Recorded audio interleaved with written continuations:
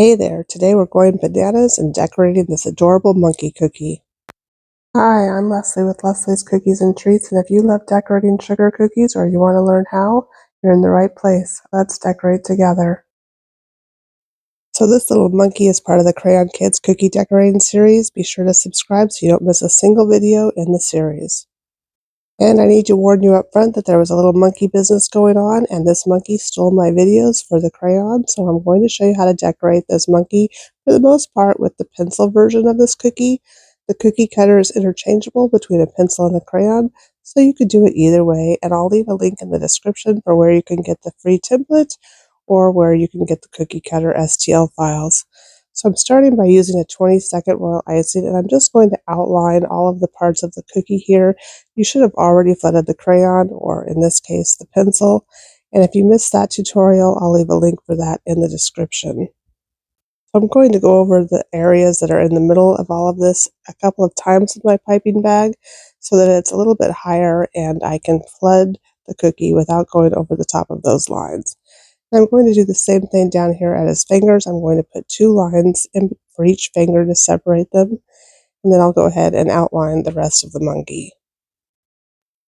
And once you've finished outlining, go ahead and put a squiggle of icing in his nose or snout area because we don't want any craters there, and then finish outlining your monkey. And now we can start flooding the monkey. So again, I'm using a 20-second royal icing. It's a little bit stiffer than usual here because I don't want to go over the top of these little lines that I piped for the inside of the ears. So I'm just going to put a little bit of icing there, and then I'll use my scribe to move that icing around and settle it down. Again, being really careful not to pipe over that double line that we put down for the inside of the ears.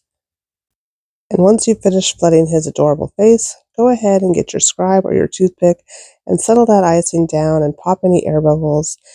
But you don't have to worry about getting it too smooth because we are going to go over the top with another layer of icing and use a paintbrush to give it a textured, furry look. So again, going around these ears, just go ahead and tap up and down, make sure that icing gets all the way down to the cookie, and carefully go around that little line that we piped on the inside of the ear until the icing is shaped the way that you want it to and it's in all the edges and grooves. And then go ahead and move down to his neck and body area and flood that in as well. Once again, using the scribe to shape it and settle it down, but we are going to go over the top of it with another line of icing and add some texture after it has dried. This little guy has so much personality, and I personally think he's one of my favorite cookies in the set. So I let my cookie dry for several hours, and now I'm going to come back in with just a line of royal icing and a dampened paintbrush where I've wiped all of the water off on a paper towel. I'm just going to make up and down motion here and tap at it gently so that I can give a textured, furry look to my monkey.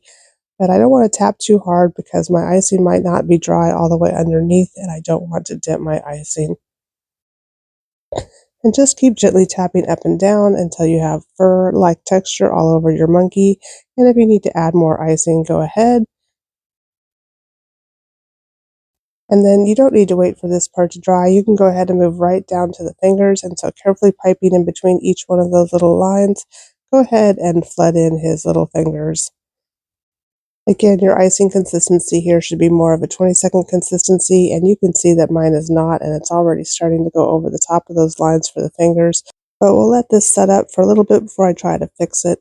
And in the meantime, go ahead and flood in and pipe in his snout area and use your scribe to settle that area down.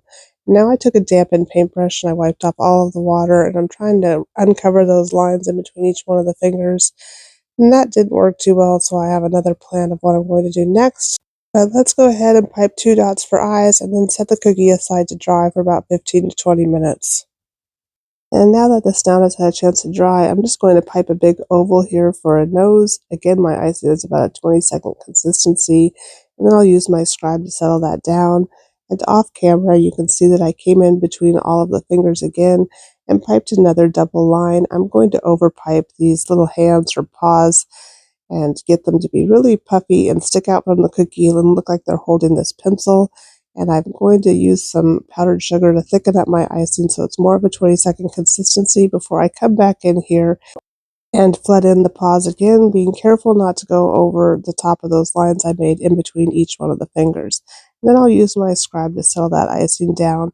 And I actually like how this turned out. Now these paws are really puffy and they stick out on top of the crayon really well. And I let my cookie dry completely, and now all that's left is to give Eep his name and add a mouth, and this adorable little monkey is done. I think he came out super cute in both the pencil and the crayon version, and I hope you enjoyed this tutorial and will subscribe to the channel so you don't miss a single cookie in the Krayon Kidz series. I really hope that you swing by again, and that's a wrap for this one. Time to split like a banana. See you later.